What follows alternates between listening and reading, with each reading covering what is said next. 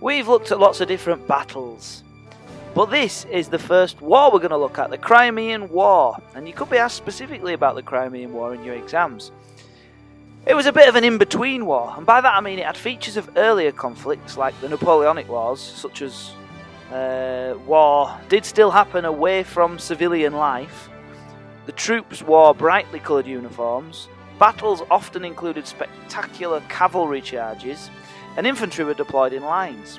But it also had some features of what was to be the future of warfare, like metal battleships, so not wood any longer, and trenches that were dug to help soldiers avoid bullets and shrapnel.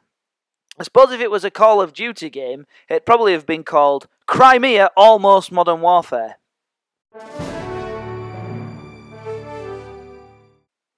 The Crimean War was a turning point for leadership, which came partly as a result of the rise in war journalism, which we'll talk about soon. The general perception was that generals, using that word too many times, continued to use old methods against new weapons. And this main old method the generals used was to send massed waves of infantry against enemy defences, and the attackers that were sent against these defences were simply cut down by the new, more advanced weaponry of the time. People would say that they needed new tactics for the new weapons. Massed waves of infantry, by the way, is the technical phrase used when talking about lots of soldiers all being sent at once. At a place called Inkerman, a Russian general ordered a charge that left 12,000 Russian troops lost in one day. And this is just one example of many from the Crimean War. The old tactics weren't working because the new weapons were just too good. The British general, Lord Raglan, was criticised for not finding a suitable landing site on the Crimea for British forces, for not effectively supplying his troops, that is whilst he lived in relative luxury, and for delaying his attack on Sevastopol, a key city during the war, which allowed the enemy to prepare defences. People began to question how the British Army chose its leaders.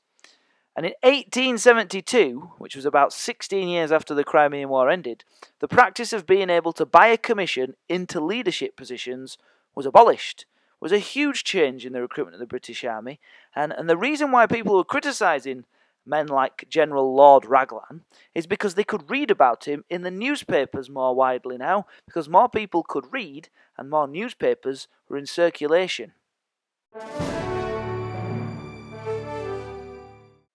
However, the new technology in weaponry did help the British Army, even if the leadership didn't.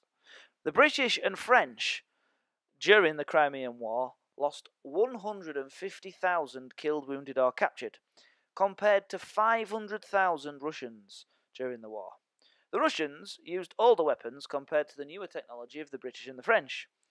The Turkish, who fought on the side of the British and French, also used older weapons, and they lost 400,000 troops.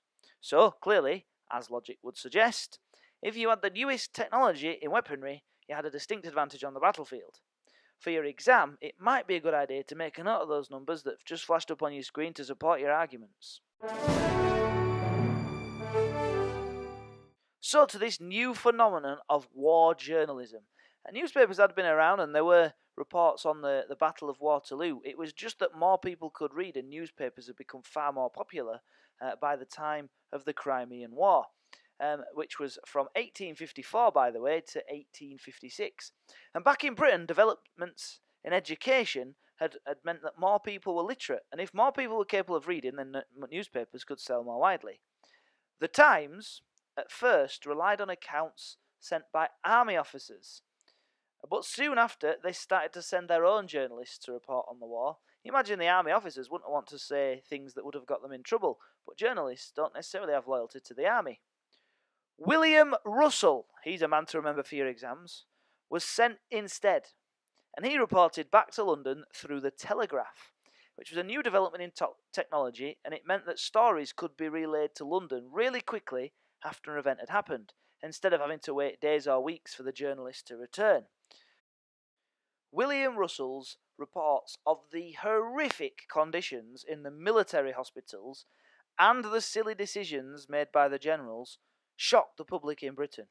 It led to the criticism and questioning of army leaders, but also to the improvement of the famous military hospital at a place called Scutari, and the even more famous actions of the nurse Florence Nightingale. And all of these things happened as a result of some journalism from this William Russell. Florence Nightingale didn't know about germs. Nobody at the time knew about germs, but Florence Nightingale believed that it was bad smells that caused diseases, with the result being that she ordered the military hospital to be thoroughly cleaned and to be kept clean. It worked because, of course, it killed germs. Not that Florence Nightingale knew. She thought it would work because it had got rid of the bad smells, but either way, it was good because it worked. Astonishingly, before Florence Nightingale came along to Scutari, 40% of all of the people that were admitted to hospital at Scutari died of their wounds. But after the army cleaned up its act, literally, the death rate fell to just 2%. Nightingale was famous, British military hospitals would be clean forevermore, and the Army Medical College was founded, and this was in large part due to the newspaper reports about all of this sent quickly to London by telegraph by William Russell.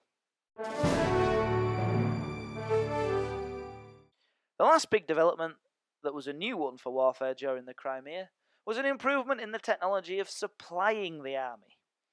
Steamships sent things quicker by sea than had ever been achieved before using sails, and railways as well could send things quicker than any horse, with the result that supplies leaving Britain could reach the Crimea in 3 weeks. Far, far quicker than anything achieved before, even if 3 weeks might seem like a long time to us.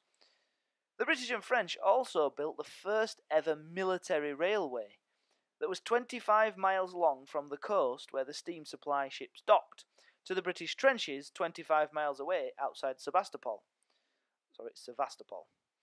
It could deliver a whopping 240 tons of food and supplies a day, again far outstripping anything that would have previously been done by horse and cart.